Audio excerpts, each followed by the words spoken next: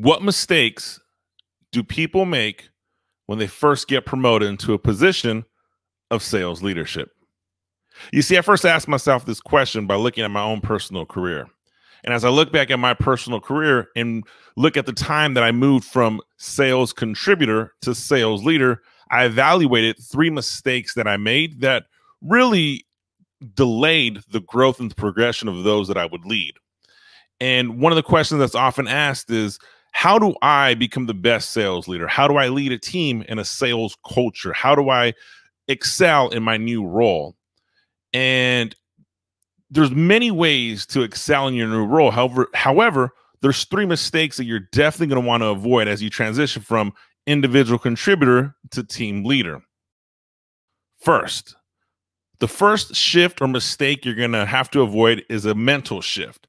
You see, when you're an individual contributor, that's exactly what it is. You are a individual contributor. So the mental shift to make and the mistake to avoid is thinking that sales leadership is about you. It's not about you anymore. When you transition to a role of sales leadership, it's no longer about you, but it's about the team. It's about the region. It's about those around you that you can impact and influence.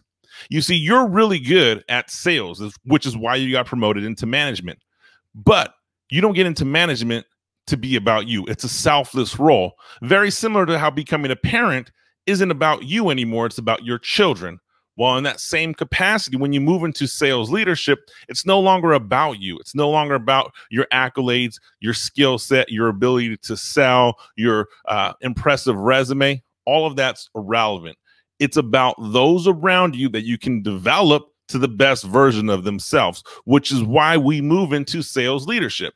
So, number 1 mistake to avoid, it's no longer about you. You have to realize it's about everyone else around you.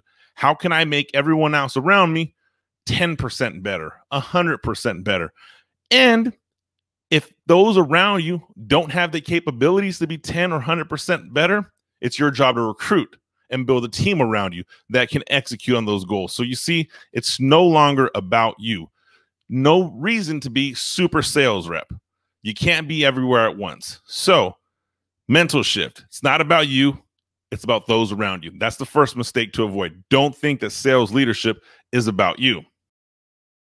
The second mistake to avoid, teaching isn't done at specific times. When I was a brand new sales leader, I remember having my calendar and having scheduled one-on-ones with people. And I would use these one-on-ones as time to teach, coach, evaluate, forecast. But it really was the area where I was like, okay, I'm gonna give this person some feedback and I'm gonna teach them what to do better, or what they did wrong last week, or how their schedule's not lining up, whatever the situation may be. Well, see, that's backwards thinking. You see, when you're in sales leadership, every opportunity you interact with somebody is an opportunity to teach. It's an opportunity to coach. And if you're not using every interaction with someone to teach or coach, eventually the people you lead are no longer going to need you anymore. You see, teaching is sometimes about just listening and giving honest feedback. Teaching is sometimes initiating a difficult discussion. Teaching sometimes is just about listening and being empathetic. But if you don't take the opportunity to teach at every interaction, you're losing multiple interactions. You're losing opportunities to influence those around you. So we have to, as sales leaders, learn to teach at every individual opportunity, whether it's a 5-minute phone call, a 3-second email, a full day in the field ride, a traditional one-on-one. There's always opportunities to teach, coach, and improve. As you advance as a sales leader, you'll start to identify your sales professionals fall in different categories, from those who need high direction, who need a lot of teaching in the beginning, to those who need high coaching on the mental approach. Their skill set's pretty solid, so then you're really coaching the mental aspect of being in sales. You only learn when to make those adaptations or to make those switches by teaching all the time, because you'll start to see it is being received by different people in a different manner. So don't think that you can only teach or coach at specific times. Being a sales leader is always teaching. That's what we do. And the third mistake to avoid when you become a new sales leader: it is no longer okay to be emotional. You see, there's a confusion between emotions and passion. As an individual contributor, I was very passionate about my goals. I was very passionate about the product or service that I was selling. I was very passionate about how I would compete in the national sales contest. I was very passionate about the commission checks I would earn. And as a sales individual contributor, that's okay to get a little bit emotional. As a sales leader, when you're a manager, emotional is the enemy. You have to have a Zen-like approach. Your team has to know that every time I speak to you, you keep a level head about everything.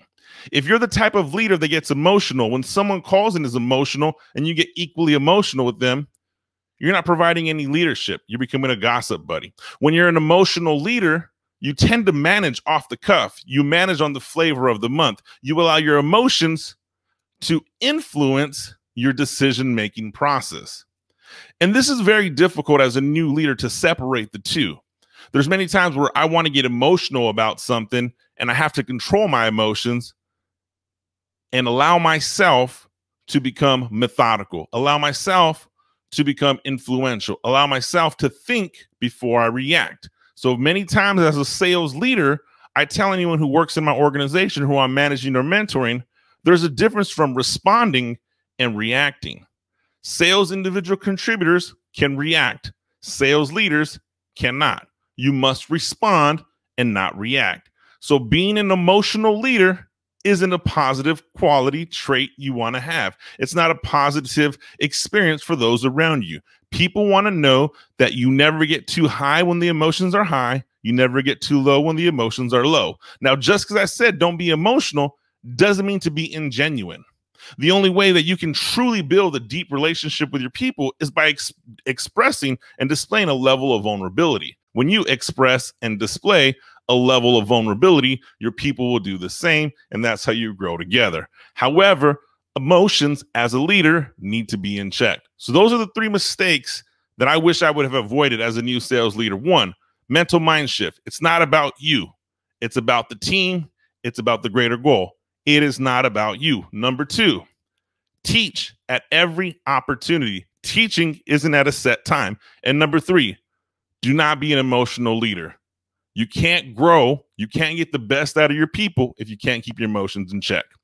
If you need help applying any of these things as you transition from a sales individual contributor to a sales leader, do me a favor, shoot me a DM, drop a comment below.